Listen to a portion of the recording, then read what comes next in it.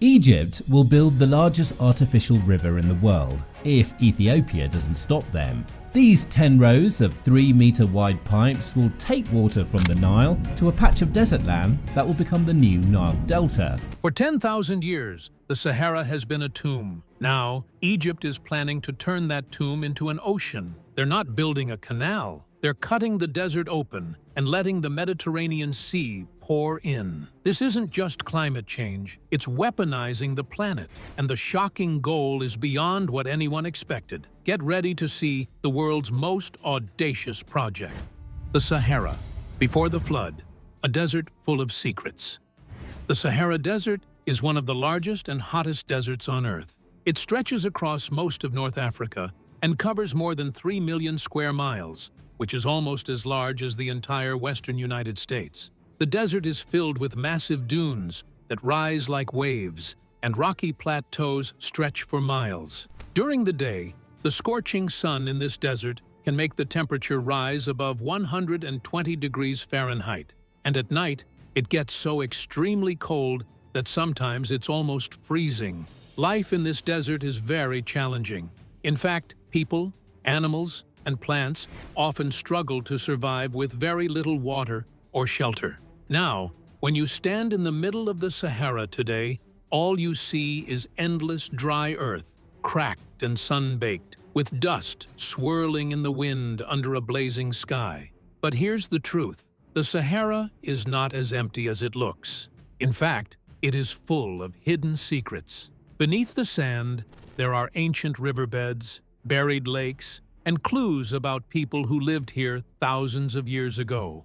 For years, scientists and explorers have kept uncovering new pieces of this desert, and each discovery adds another layer to the mystery of the Sahara.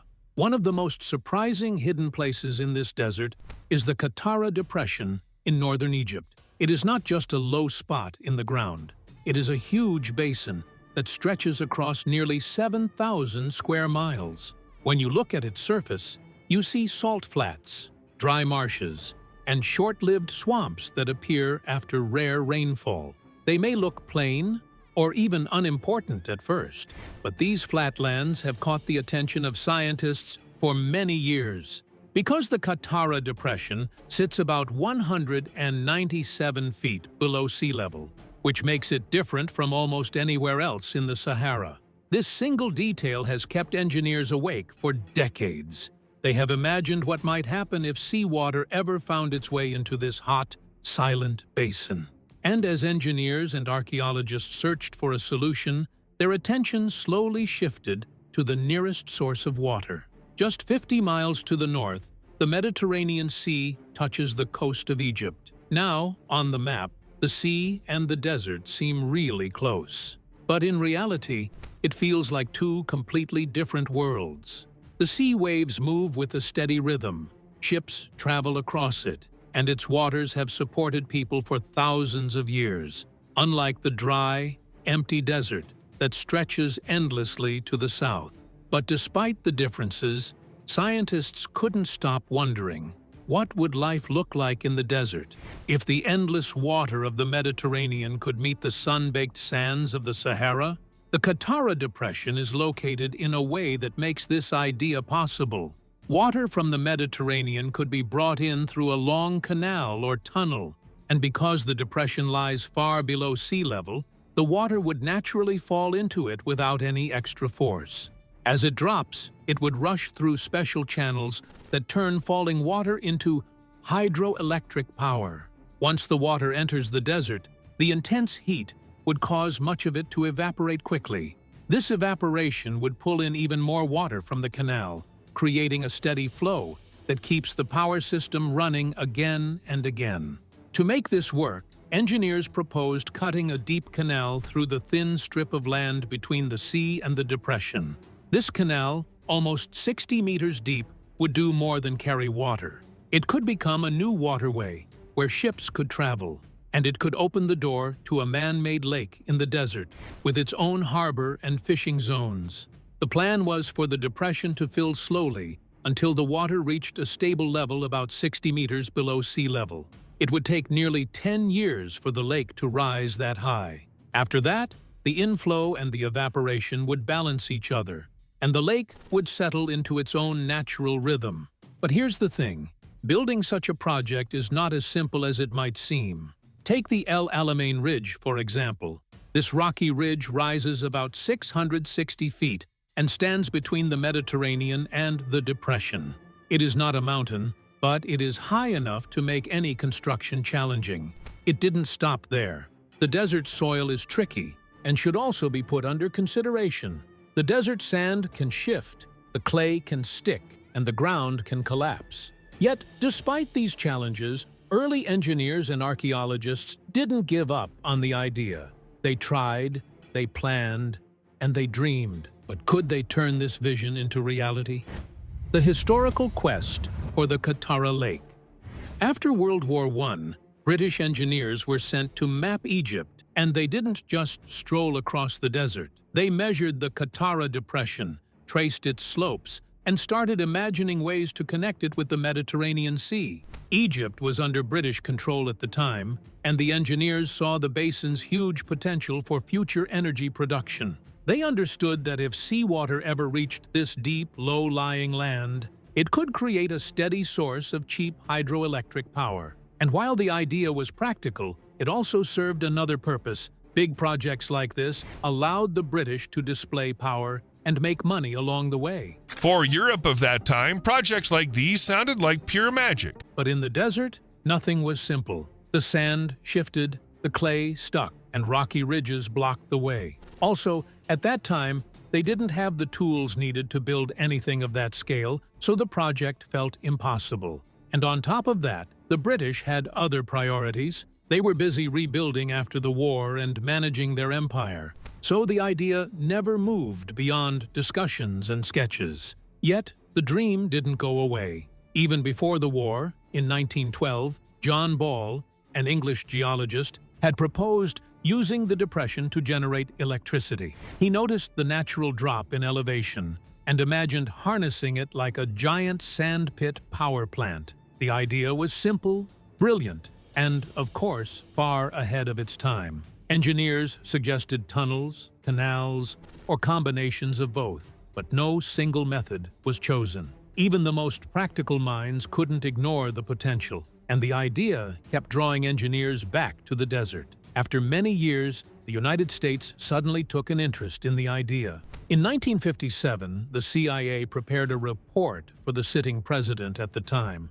exploring what might happen if the Qattara Depression were flooded. They pointed out 4 big advantages. It could form an impressive lake in the desert, slightly change the local climate, create jobs, and maybe even let people live there. But here's the twist. The United States was not focused on all of that. Their main interest was strategy and, of course, making money. Even for a powerhouse like the United States, the challenges of this project were enormous, and making it a reality was far from simple. Still, they didn't give up on the idea, and that's when a Swiss engineer named Friedrich Basler would take it to a whole new level. In 1964, Friedrich Basler became the project's most dedicated supporter. He headed an international advisory council and spent nearly 10 years studying routes, costs, and methods. But in the end, it all came down to money and practicality. Bringing seawater deep into the desert was extremely expensive,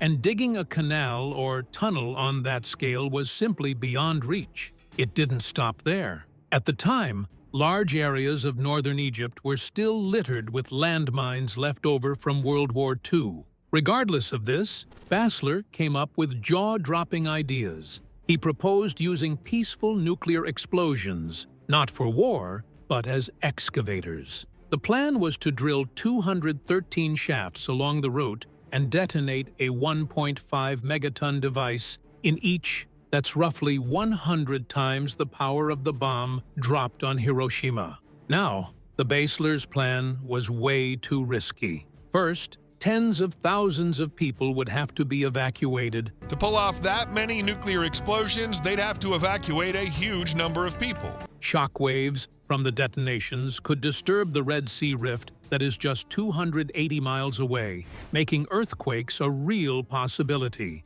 Interfering with the water flow could also alter ocean currents, slowly eroding coastlines that had remained calm for centuries. Even distant shores might be affected, and with so many explosions, the new lake itself could become radioactive. Even if the nuclear blasts were set aside, the desert itself made construction almost impossible. Pumps could clog, trench walls could collapse, and it is even more expensive.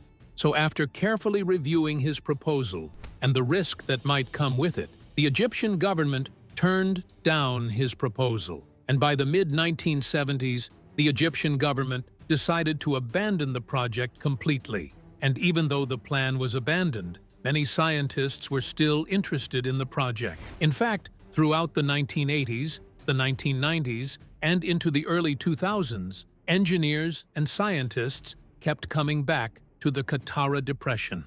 New calculations, environmental studies, and advances in machinery offered fresh hope. Canals, tunnels, and pipelines suddenly seemed possible. But each time the idea was revived, the same obstacles stood in the way. It's either too expensive, complex engineering, or the overwhelming challenge of moving water into the heart of the desert. However, things are beginning to change with the help of modern technology. Engineers finally have the tools and methods that past generations could only dream about. Connecting the Sahara to the Mediterranean is no longer just an idea. It is now a plan slowly moving toward reality, and the world is watching as history reaches for the impossible. Early engineers spent decades trying to make it work, and their efforts laid the foundation for what comes next. Now, the stage is set for Africa to attempt a revolutionary project that the world could never imagine. Modern engineering meets a century-old dream. In April 2023, Egypt took a step that made the whole engineering world raise its eyebrows. They signed a contract with a group called Egypti Consulting to run a brand new study on the Sahara idea. After so many failed attempts in the past, Egypt was finally ready to check the numbers again. Because the world has changed, and technologies have changed with it. The first step was figuring out how to cut through the desert and bring water into the depression. Unlike old proposals that suggested digging simple canals or even using nuclear explosions, engineers today are thinking in smarter ways. They are using advanced tunnel boring machines, pipelines, and systems to control water flow. Engineers are now talking about cutting a path that may stretch from about 34 miles to almost 60 miles, reaching all the way to the Mediterranean Sea. If this path were opened, seawater would flow into the Sahara Depression on its own, settle into a steady lake, and use the long drop of almost 200 feet to produce electricity. It sounds like a straightforward plan, but as we now know, the desert does not make anything easy. The machines needed for this work must be able to survive intense heat, shifting sand, and long, empty areas where help is far away. So, tunnel boring machines are reported to be the main tool for this plan. Think of one as a very long metal train that digs as it moves. The front has a giant round plate that spins and breaks the ground. Everything it cuts is carried through the machine and pushed out behind it, almost like how a vacuum cleaner pulls in dirt, but on a much bigger scale. As the machine moves forward, it also builds support around the tunnel, so the ground does not fall in. It keeps doing this again and again,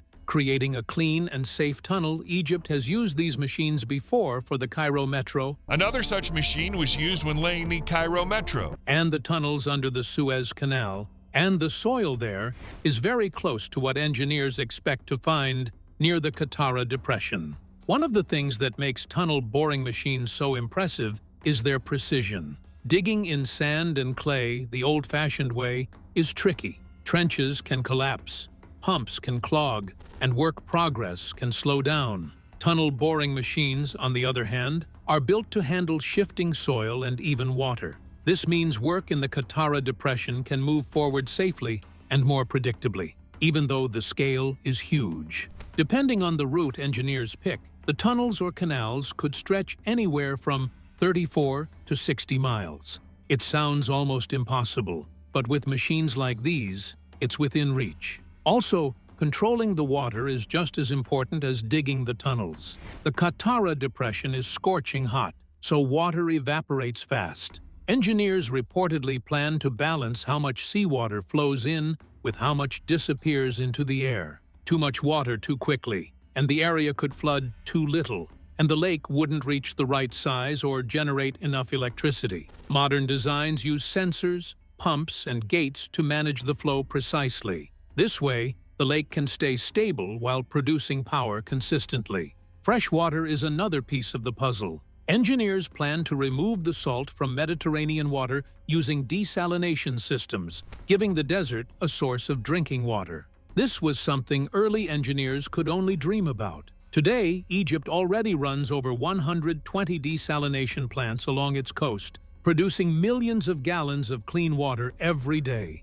Connecting these systems to the Qattara Depression could turn the desert into more than just a source of power. It could become a place where people could live and thrive. It didn't stop there. Engineers are also imagining how the lake could support people and trade. Canals and tunnels could one day allow boats to move goods and maybe even carry passengers. There could be a deep-water harbor where the lake meets the Mediterranean, opening the desert to new trade routes. Smaller canals could connect settlements around the lake, creating networks for communities that have been isolated for centuries. Sustainability is another key focus for the Qattara project. Unlike early plans, today's engineers are looking closely at how the lake will affect the environment. They study evaporation, salt levels, and how the water might change local winds or even rainfall. The goal is to create a self-regulating system that benefits Egypt without causing harm to nature. Every detail matters. Too much water could damage the soil, too little could reduce electricity production, and changes in salinity could affect any future wildlife. Despite modern technology, the project remains a delicate balance between human ambition and the harsh desert reality. The sun beats down, the sand constantly shifts, and the terrain is remote. Every meter of tunnel and every mile of canal requires careful planning and skill. But if it succeeds, the Qattara Depression will not just be a lake. It will be a bold proof of what humans can achieve in one of the world's most extreme environments. All necessary plans are already in motion. But what could a sea in the desert actually do for Egypt? The desert's hidden treasure. How Qattara could transform Egypt.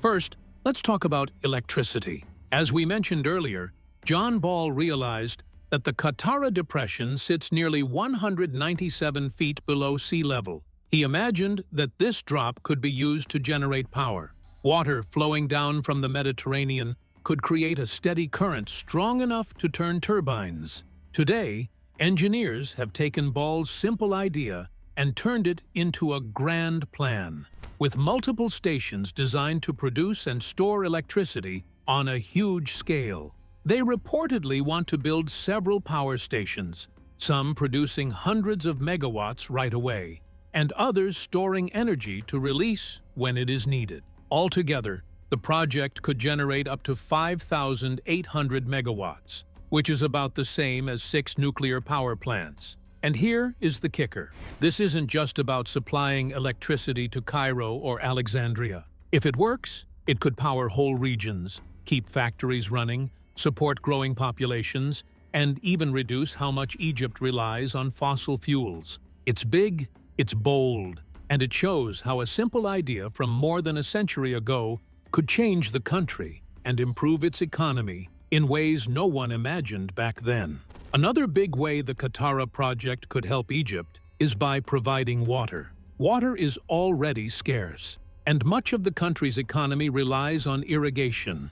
Rainfall is rare, and the Nile can only do so much. With the Qattara project, the lake could generate electricity to power systems that remove salt from Mediterranean water. Using methods like reverse osmosis and electrodialysis, engineers could turn seawater into fresh water for farming, factories, and drinking. And of course, this also means the desert could slowly turn into farmland, where water is no longer the biggest hurdle. Egypt already operates more than 125 desalination plants, producing millions of gallons every day, but linking them to the Katara Lake could multiply that capacity right in the heart of the desert. The project could also take agriculture to a whole new level.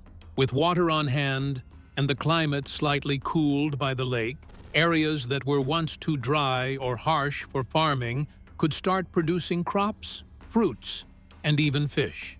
The soil would need careful treatment, and irrigation systems would have to be precise, but the potential is significant. The Katara Lake could become a hub for food production and economic growth. Over time, the lake would become very salty, leaving behind valuable minerals like salt and lithium. Lithium is especially important for batteries and storing renewable energy. As the water evaporates, these minerals become concentrated, opening up new opportunities. Salt could support local businesses, while lithium could give Egypt a key role in the growing global energy market. The lake could also change the local climate. Large bodies of water naturally cool the air, add moisture, and sometimes even bring more rainfall. Most of the Sahara will remain dry, but areas near the lake could become easier to live in, with less soil erosion and more plants. People could start living along the shores, with constant access to fresh water, electricity, and the resources they need to live and work. Before long, tens of millions might live in places that were once just sand, building schools, farms, factories, and whole new towns. Tourism is one of the most exciting possibilities. Imagine a huge lake in the desert, with little islands, beaches, and fishing villages. People could visit from across the region, or even from around the world.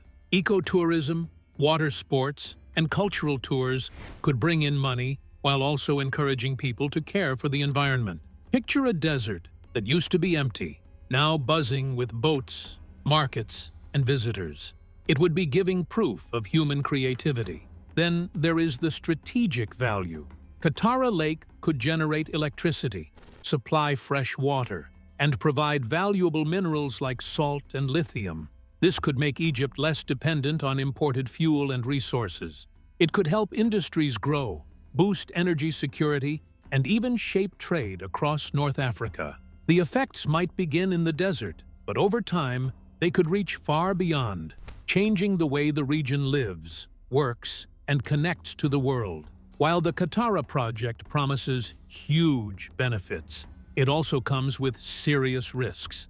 Every ambitious plan is always risky, and when you are talking about flooding a desert with seawater and reshaping entire ecosystems, the stakes are high. The Sahara may look empty, but it is a harsh and unpredictable place. Any human intervention on this scale could have effects that reach far beyond the depression itself. The challenges of the Katara project. Let's start with the desert itself. As we are now aware, the Sahara Desert itself has not made it easy for anyone to work on it. Now, the Sahara does not contain the regular type of sand. Beneath the surface lies a complicated mix of clay, rock, and shifting dunes. And digging a canal or tunnel here is not like digging in a backyard. It is a constant battle against collapsing walls, unstable soil, and unexpected geological formations. Despite all the modern tunnel boring machines, engineers will still face a system that does not cooperate. And in the Sahara, any small miscalculation could lead to structural collapse, machinery breakdowns, or delays that quickly double costs. Every mile of excavation will demand extreme precision, and the desert does not forgive mistakes. Also, the Sahara's heat is legendary, with summer temperatures soaring over 120 degrees Fahrenheit. Evaporation here is extreme. While this evaporation is also important in generating power, it can also be a serious challenge. If the flow of seawater isn't carefully balanced with how much evaporates, the lake could unexpectedly overflow or shrink, and this kind of instability could damage roads, settlements, or power stations nearby. In a place this harsh, nature rarely follows human calculations, and even small mistakes can quickly turn into major problems. The risks don't stop at the desert itself. Pouring water into the Katara Depression could change more than just the sand. It could shift humidity, rainfall, and even winds far beyond the lake. Some scientists warn that the massive evaporation might create mini-climates, affecting areas hundreds of miles away. And as the lake sits in the sun, salt would build up over time, making the water extremely salty. Meanwhile, this is great for mining, but it could harm nearby freshwater sources or disrupt the plants and animals that have adapted to the desert at the same time. We must admit it's highly tricky to balance making a lake that produces power, water, and minerals without accidentally creating new problems. Additionally, infrastructure and logistics are also serious challenges to consider. Even with tunnels, pipelines, and pumping stations, managing a controlled flow of millions of gallons of seawater every day is not as easy as it sounds until you actually try it. Any failure, such as a broken turbine, a damaged pipeline, or a clogged sluice, could disrupt electricity or freshwater production. Here's the thing. Repairs in such a remote location will take time and, of course, be very expensive. On a project of this scale, even minor problems can quickly turn into major setbacks. Beyond the technical challenges, there are geopolitical and social risks to consider. The Qattara Depression lies in northern Egypt, close to international borders, so any large-scale changes to the environment could have ripple effects in neighboring countries and spark political questions. Closer to home, creating settlements, ports, and industrial hubs around a new desert lake would mean relocating communities and keeping workers safe in an unforgiving environment. Sandstorms, extreme heat, and isolation make everyday life dangerous. Even with careful planning, accidents and health challenges are almost unavoidable, adding another layer of complexity to this ambitious project. And most importantly, there is the fear of the unknown. For those familiar with the Sahara, you'll know the desert holds more than sand and rock. Hidden beneath the surface are ancient river channels, fossilized plants, and sometimes unexploded ordnance from past wars. During earlier plans in the 20th century, parts of northern Egypt were still littered with unexploded explosives and shells from World War II. Now, digging in these areas could be extremely dangerous. And even though modern technology makes it possible to detect and remove some of these hazards, the desert can still surprise engineers. Even with the best equipment, there is no way to eliminate the risk, and this uncertainty adds another layer of concern to the project. And of course, money could be the biggest challenge for the Qattara project. In fact, the Qattara Depression is located in Egypt. That is the edge of a series of cliffs. Think of the Grand Canyon, but a little bit smaller.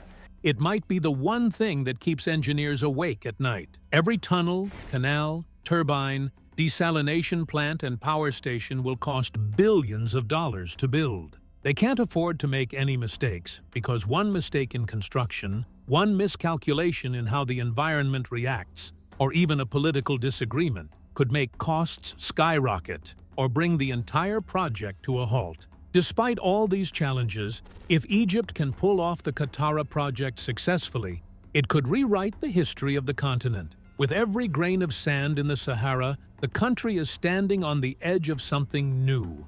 The Qattara project is no longer just an idea on old maps or a bold engineering dream.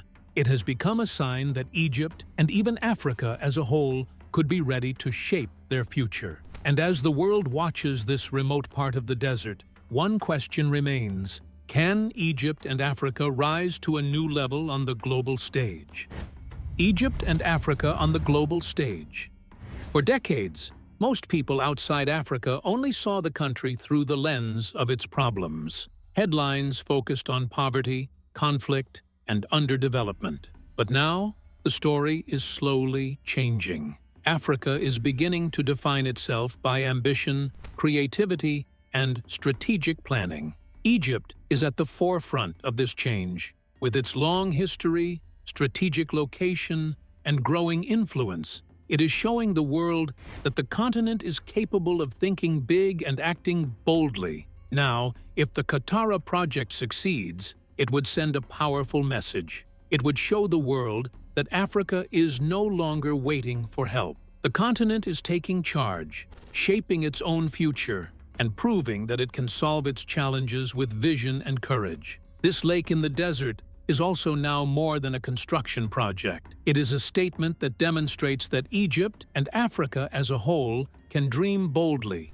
take risks, and create solutions that could reshape the future. While some experts caution that challenges remain, funding, environmental effects, and regional politics, the very fact that these conversations are happening signals progress. Egypt is not merely following global trends, it is helping define them. And finally, international interest is growing. Investors, engineers, and policymakers are watching closely. Reports suggest feasibility studies and environmental modeling are underway, and rumors swirl about private investors from Europe and Asia expressing interest in partnerships. Some even speculate that a successful Katara Lake could inspire similar desert transformation projects across Africa. Of course, this is not confirmed, but it adds a layer of excitement and possibility. And as this video comes to an end, these questions should stay with us. Will Egypt move forward with the Katara project despite the risks? And if it does succeed, could this be the moment Africa starts rewriting its story on the global stage? Let us know your thoughts in the comments below. And don't forget to like, subscribe, and share. If you enjoyed this video, click on the next video on your screen.